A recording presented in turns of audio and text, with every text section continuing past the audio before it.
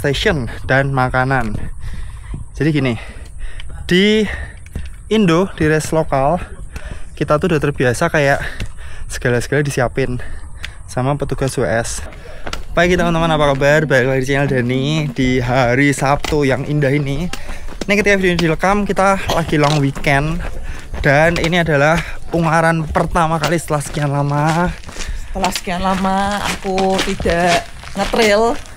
Dan kali ini aku mau ngajak kalian ya hiking tipis-tipis ke Ungaran, sambil sekaligus aku jawabin beberapa pertanyaan teman-teman di Instagram tentang UTMB. Ada beberapa poin yang aku mau bahas, jadi jangan kemana-mana, tonton sampai selesai.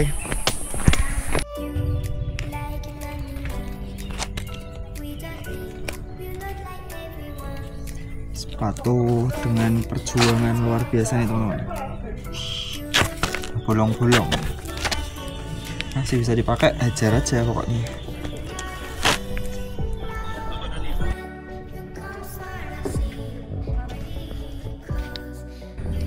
Buat yang sering lihat channelku pasti tidak akan asing dengan view ini.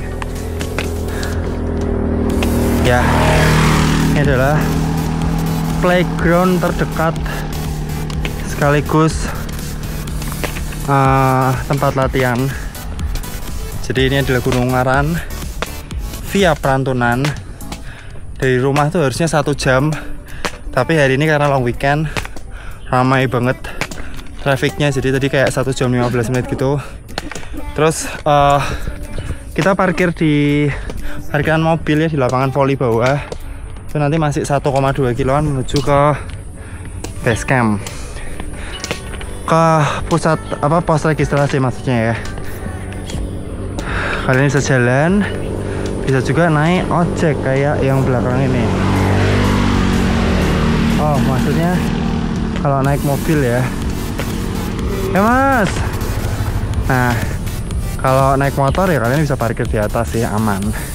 Ada parkir motornya gitu. Oke, lanjut dulu, bayar registrasi dulu. Penuh guys, basecampnya panen ini, parkirannya full. Hanya cek nih, Perantunan. Halo mas. Wah, luar biasa. Oke mas. Sehat. Ramai kondi.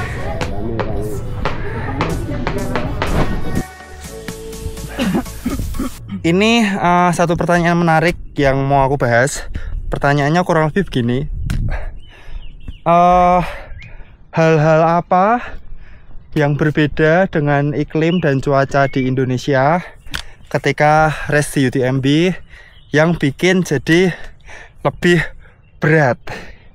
Nah, ini ya, walaupun sebenarnya kalau kalian ngelihat vlogku yang 2 episode itu lumayan terbaca, tapi aku bakal jabarin secara detail di sini ya. Yang pertama secara logika, dan yang salah satu yang paling krusial adalah cuaca. Nah, untungnya ketika Agustus tuh di Eropa lagi musim panas, jadi siang sore itu relatif mirip kayak di Indo guys. Kalau pas di luar gitu suhu kisaran 28 sampai 34, 35 gitu. Yang mana itu tuh buat orang sana tuh panas banget. Jadi kemarin sempat mandatory gearnya tuh ditambah dari yang tadinya air minimal 1 liter jadi 2 liter. Intinya ada hot water kit gitulah. Terus jadi ini kalau siap, mari, kalau pagi, siang, sore tidak ada masalah. Dan enaknya lagi adalah ketika summer, matahari di sana tuh terbit dari jam 6 pagi sampai jam setengah 9 malam. Jadi terangnya cukup lama. Mari, di TikTok ya, Bu? Iya. Siap, mari. Nah, problemnya adalah ketika malam menuju pagi. Ini guys, suhunya kisaran antara 10 sampai 15-16 lah. Tapi yang jadi masalah adalah Di sana tuh puncak-puncaknya tuh kan masih banyak saljunya, masih banyak gletsernya kan. Jadi ketika ada angin berembus, menusuk guys. Terus kayak ya namanya dingin, di badan tuh nggak enak gitu loh, kayak perutnya juga rada nggak enak. Aku sempat bawa bejo buat hangat-hangat, ada jahenya gitu, tuh lumayan ngefek. Jadi kalau kalian rest di sana bisa bawa yang buat masuk angin gitu dari Indo, itu lumayan membantu guys. So itu dari sudut pandang cuaca dan iklim. Terus cara menanggulanginya gimana, atau minimal meminimalisir apa ya, kedinginan. Nah gini, kalian bisa aklimatisasi lebih lama di sana. Jadi mungkin kayak seminggu sebelum race udah di sana, udah adaptasi, udah ngetrail naik gunung gitu kan. Itu pasti ngefek banget guys. Jangan lupa nyobain muncak pagi-pagi buta, kayak jam 4 jam 5 pagi, ngerasain dinginnya. Solusi pertama ya. Solusi yang kedua adalah latihan di Indo di gunung 3000-an atau minimal Dieng. Dieng itu kan 2000-2500, tuh lumayan sih guys.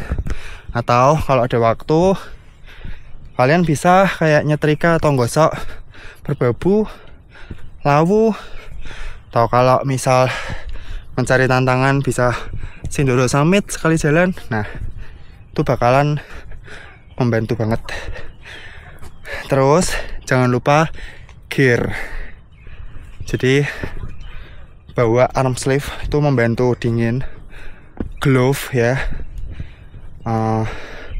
jaket windproof, waterproof, itu termasuk mandatory sih guys. So jadi itu menurut cuaca. Kita lanjut. Oke, ini mode santuy dan bojo galak sedikit jompo.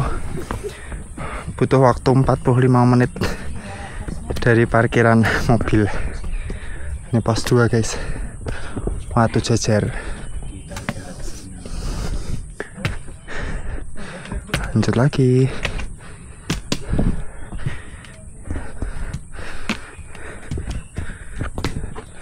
Nih sesuai dugaan, ramai, yang turun banyak, berarti banyak yang lagi hari Jumat, atau mungkin bener-bener subuh tadi.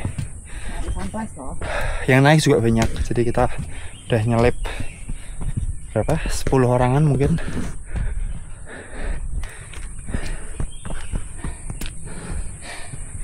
Peringatan untuk kalian. Iya, kata-katanya. Jangan sampai off kelamaan. Aku tuh sudah lama gak ngetrail kebanyakan road, jadi elevasi ngoyo. Bukan karena tambah gemoy. Ambimu ya? Loh. Oh iya. Nggak boleh, itu tuh nggak boleh. Itu tuh namanya body shaming, nggak boleh. Iya. Jadi kalau kalian sampai ada ngata-ngatain, berani ngatain body shaming be aku, kalian harus siap dikatain balik. Oke guys, kena jewer. Aduh. Anjewet. Kesulitan kedua. Nah, ini adalah kesulitan yang aku nggak expect bakal kesulitan. Maksudnya aku tahu ini salah satu faktor yang bikin berat, tapi aku pikir aku bisa jalanin. Jadi ini adalah tentang water station dan makanan. Jadi gini, di Indo, di race lokal, kita tuh udah terbiasa kayak segala-segala disiapin sama petugas WS. Jadi minta kopi dibikinin, minta makanan diambilin, kasih soft flask, kasih botol, mereka isiin. Nah, ya kalau les lokal satu kategori mungkin peserta mentok berapa sih? 300, 200, 300. Kalau ultra tuh udah dapat 200, sudah banyak banget. Di sana satu kategori 100k itu 2100 atau 2200 itu. Bayangin, jadi kita benar-benar harus mandiri. Bawa foldable cup, bawa mangkok, terus kayak ngisi-ngisi sendiri, air panas sendiri, ngaduk sendiri, dan antri. Karena 2000 peserta guys, Jadi ketika di water station tuh antri, bener-bener antri. Ya itu tentang sistem antri-antrian. Jo. Apa? Berarti res Indonesia tuh bikin lari jadi manja, Jo. Bener.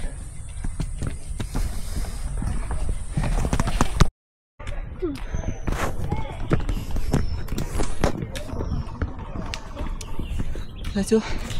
Untung rame, jadi aku bisa napas. Ini biasa cara munggah. Oh, sudah apa ini? Terus mana pakai? Rame guys. Hari Yaks.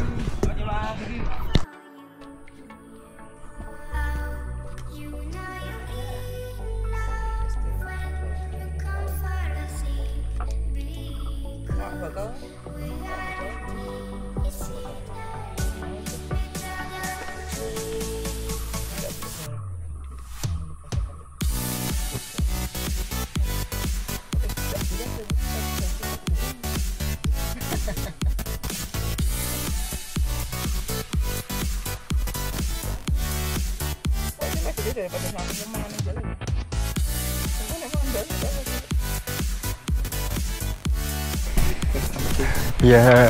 Kita kayak kondangan ya. Sudah datang. Iya. Waduh, ini kayak kondangan cuy. Dewe mantan nih cuy. Enggak, ini kayak itu loh cuy, itu biar kembali muda. Kayak mau diundangnya buk terus. Aduh. Loh memang mereka seumurannya anakku cuy. Coba tanya umur berapa? Umurnya berapa? 16, 17. Iya tuh cuy. Seumurannya anakku. Bu Ayu. Hati-hati ya, mari. Mari. Masih tentang water station, yang berikutnya adalah makanan. Ya ini makanan udah diwanti-wanti dan aku sudah mensugesti diriku sendiri bahwa oke, nggak ada nasi nggak apa-apa, nggak masalah. Tapi ternyata nggak bisa guys. Bayangin 7 WS sepanjang 24 jam ada nasi itu 1 atau 2 WS doang deh. Ya syukurlah ada nasi, kalau enggak ampun deh. Jadi kayak si Anti cuy bawa nasi dewi. Jadi kita itu isinya keju, roti, coklat, buah, apalagi ya? Keju lagi, ada baconnya pork ya, non halal. Terus apa ya? Ada teh, ada kopi, susu nggak ada. Ya itu. Nasi itu ada di 2 WS yang benar-benar besar. Tapi itu pun waktu itu aku makan apa ya? Ya karena nggak ada lauk yang proper, yang nggak bisa dicampur gitu. Kalau di res lokal tuh kan ada mie kan, ada mie mie instan pop mie gitu loh, jadi bisa pakai nasi dengan kuah pop mie. Nah di sana karena nggak ada, jadi aku pakai air dari energy gel. Jadi mereka tuh kasih energy gel liquid gitu, mereknya Naak, official sponsornya dari UTMB. Itu free kalau itu bener-bener tiap WS ada. Nah biar nggak seret, nasinya aku tuang ke gelas, aku masukin liquidnya itu. Padahal liquidnya tuh rasa buah. Nggak urusan, pokoknya kemasukan kalori. Nah aku nggak ngerti, entah karena dingin entah karena makanan, aku tuh 2 kali mules parah, bener-bener parah. Jadi ya buang waktu. Mungkin ada hubungannya sama makanan ya, tuh yang berat ya. Terus mengenai water station lagi adalah jaraknya jauh-jauh guys. 100k WS cuma 7, dan jarak per WS itu antara 13 sampai 17 kilo. Mari bayangin 13 sampai 17 kilo. Jadi kalau kalian bawanya cuma 1 liter ya kemungkinan besar kurang sih. Back like. Oke, itu adalah tentang water station. Kesulitan ketiga adalah antri guys. Selain di water station, karena pesertanya banyak, yang aku maksud antri adalah di jalur. Yes, bener-bener di jalur. Jadi dari start itu dikasih jalan lebar di desa di mana namanya Cormeyer. Terus kilometer 78 tuh mulai mengerucut dan itu antri, bener-bener antri. Bahkan sempat stuck, bottleneck gitu teman-teman.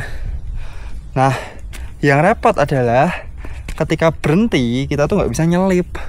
semisal kita nyelip, mereka tuh langsung nyorak-nyorakin gitu loh.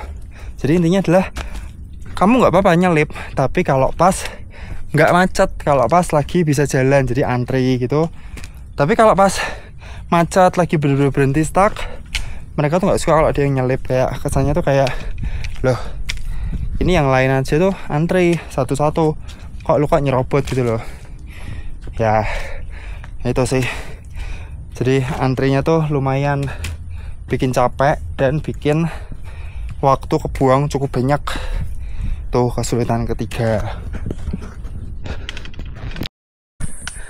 Nah, biasa 2 jam paling lama tuh sampai puncak. Ini kita baru sampai sini guys, kurang dikit lagi 5 menitan lagi lah puncak ya, karena nyantai. Ayo juga lama banget gak puncak, aku juga lama banget gak puncak juga, terakhir pas race.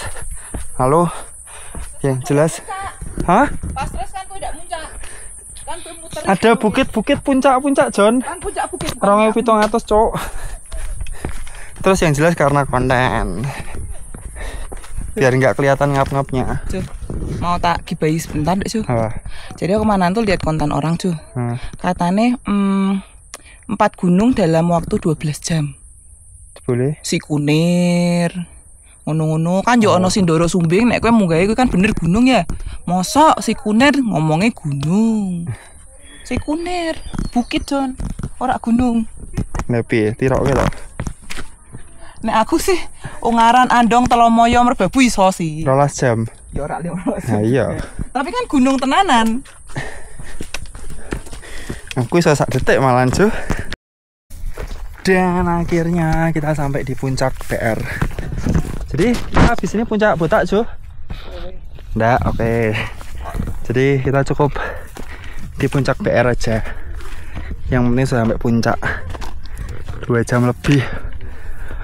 Nah nih di sini relatif sepi guys. Kalau di dulu aku botak kowe. Rame nih. Oke. Di situ guys. Di puncak PR. Piye? Aman? Aman, badan tuh aman. Tapi engap. Sudah lama tidak berada di ketinggian guys. Berarti Merbabu kapan? Aku pengen lawu sih. Aku kangen lawu.